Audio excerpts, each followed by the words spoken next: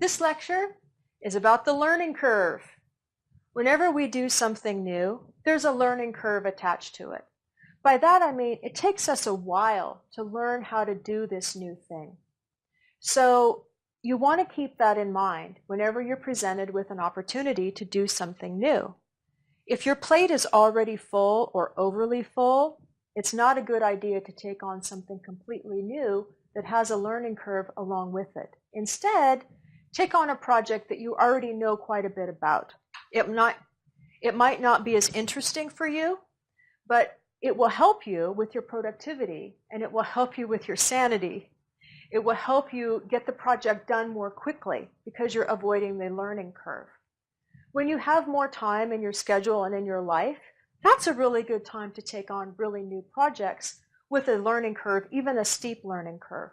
So just be strategic about the projects that you take on and think about, how new is this to me? How foreign is this to me? And if it's not very well known to you and you have a lot else happening in your life, maybe it's best to avoid that for the moment. Keep the learning curve in mind whenever you're taking on a project.